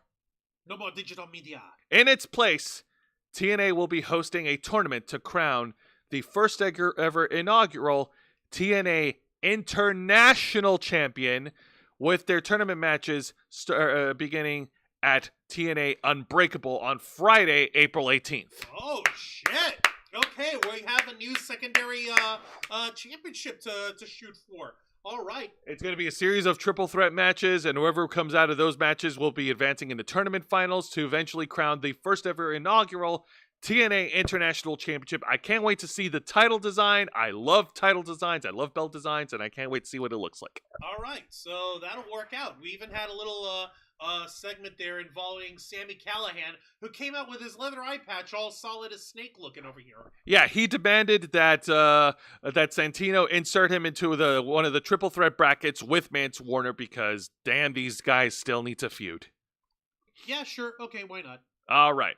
Now let's get to the main event. Well, the main event match before the main event segment, I guess. Yeah, it was a main event segment there, Jose, but the main event match was a 6 knockout tag team match. Playa. So, holla, holla, holla. The team of the TNA Knockouts World Champion Masha Slamovich, Zaya Brookside, and Laying Lee versus the team of Tessa Blanchard from NXT representing the Fatal Influence. You've got JC Jane and Jasmine Nix with Fallon Henley. All right, so the Racist is teaming up with the Diva Girls. All right. Let's see how this turns out. All right. In the early couple of minutes into this match, the babyfaces, of course, get the early momentum. We even got some great top rope diving spots from the babyfaces, especially for Masha Slamovich. She just yeets herself over the top rope and knocks out all the heels at ringside. And then when we get back from commercial break, Zaya Brookside is being worked over by the Fatal Influence and Tessa Blanchard. And Zaya Brookside is, of course, trying to show a little bit more of her vicious side. And then we cut over to the audience section, and the Demon Assassin Rosemary is watching the competition because Rosemary is still feuding with Zaya Brookside. She's trying to convince the shiny little bright little angel to embrace her savage side, to embrace her dark side. But Zaya Brookside's a babyface. She's a good guy. I don't Good want gal, her you to mean. turn evil. Yeah, I know. Nobody wants to turn evil, but Rosemary I does. want her to. All right, and then after being worked over enough, Masha Slamovich gets into hot tag, and she dishes out punishment to JC Jane and Jasmine Nix. And Laying Lee also helps out as well. And both of these women were able to turn the tables around for the last couple of minutes into the match until there was some ringside chicanery that happened involving the Fatal Influence. Masha Slamovich was knocked out by Tessa Blanchard, and then Tessa Blanchard pinned the champion in the middle of the ring to win for her team. Your winners, Tessa Blanchard and the Fatal Influence. Yeah, no, fucking Tessa fucking stole the fucking pin out from everybody. Fuck. Fucking crazy ass woman. Yes, she is. Racist. Okay, so yeah, it sounds like it was crazy and that this match was clearly hard fought, and we've got the implication, oh no, the champion's been pinned, what'll this say? But more importantly, we've got an impromptu segment following the main event where Frankie Kazarian addresses the health and concerns of TNA World Champion Joe Hendry. Frankie Kazarian got on the mic and he sounded so regretful, so remorseful that Joe Hendry sprained his shoulder and may not be cleared to compete, and that Frankie Kazarian would give his fans a treat at TNA Rebellion, and that he'll be challenging for the TNA World Title until he was interrupted by a former TNA Tag Team Champion, a former NXT Champion who is now crossing the line. Or is it crossing the line? Or is it returning home? Folks, the Karate Man has returned to the Impact Zone. The fucking Karate Man! No, but in actuality, it was just all ego Ethan Page being badass and walking in here. I'll forgive him for not wearing socks and loafers this one time. So, Ethan Page interrupted the proceedings, and then he mentioned that he spoke with Santino Marella prior to coming over to TNA, and that at TNA Rebellion, Ethan Page will be challenging Joe Hendry for the TNA World title, which did not sit well with Frankie Kazarian. Frankie Kazarian got pissed off, much like Seth Rollins was pissed off when CM Punk was inserted into the main event of WrestleMania. Mm-hmm. Which, by the way, that was cool. Ethan Page then, of course, made light of Frankie Kazarian, saying, like, "I tell you what, buddy, thanks for being a good sport. Tell you what, you'll get first dibs at my TNA World title when I win. All right, good talk, pal." And then after he tries to peace out, Frankie Kazarian tries to attack him from behind, but Ethan Page was able to rally and hit him with a roundhouse kick, knocking Frankie Kazarian out of the ring. And yeah, this is the promo segment that preceded it. No, Frankie was trying to use the call your shot the call your shot trophy. Yeah, pretty much. And all ego. Okay. I changed my mind. Sorry, I can't get behind the fucking sock. He's never going to let it go. No, I'm not! Well, to one, it's a major fashion faux pas. It is! Alright? It's like you at least have the decency to wear ankle socks. Something. God damn it. And Fuck. That's where the show closes off for Impact. So, Juan, ring that bell. Alright, don't mind if I do. Alright, so final thoughts on TNA Impact. Good opening match, and I do like that Ethan Page crossed the line and returned home to TNA. What? Saying cross the line! You're going to make it as annoying as Forbidden Door. Hey, I haven't even gotten that far yet. Don't. I'm nipping it in the butt. Alright, so Ethan Page returned home to TNA and is being inserted into TNA Rebellion, so that's going to be awesome.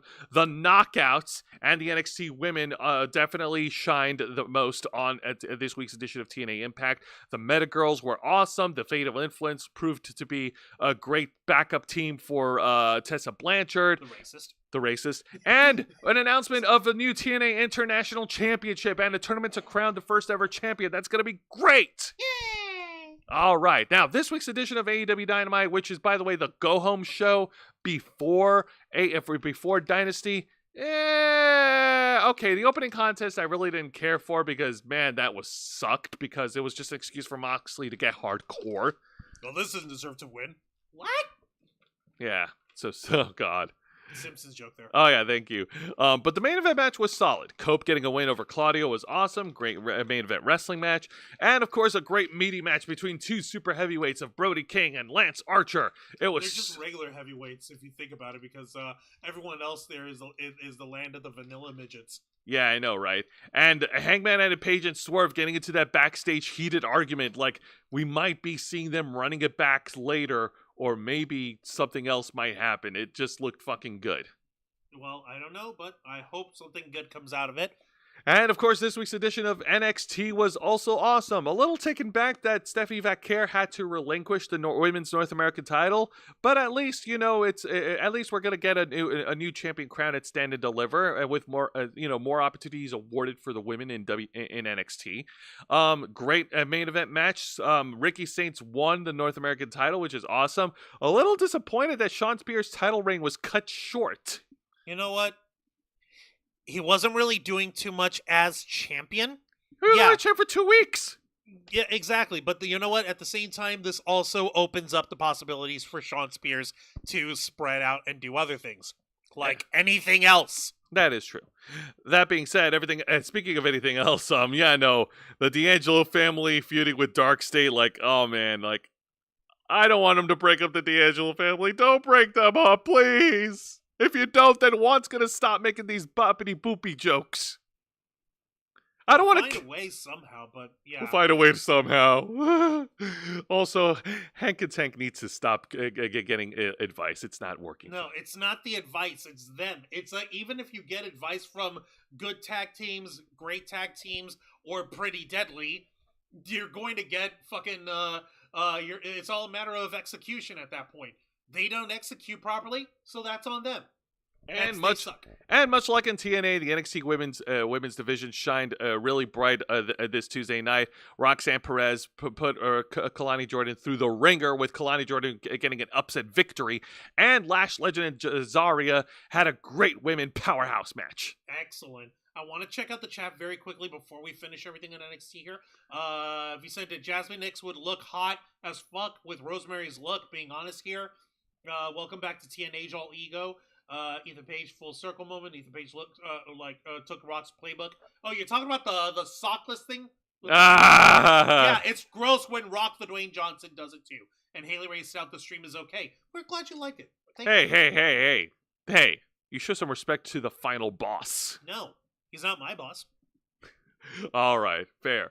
So we're happy that you enjoyed this week's edition of Wrestle Rewind. On next week, we're going to be reviewing the main event to AEW Dynasty. Of course, just want to remind you that it is this Sunday on April 6th, and it'll be live on pay-per-view, and it's also going to be available on Amazon Prime if you have the money to spend it. Like, it's $50 on Amazon Prime Video. What the fuck, Tony?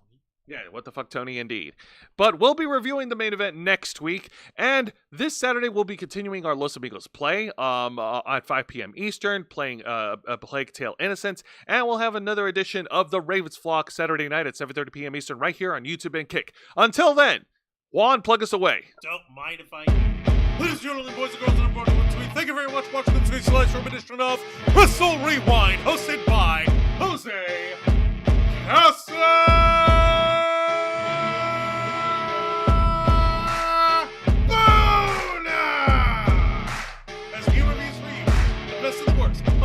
Exciting professional wrestling programs in North America today.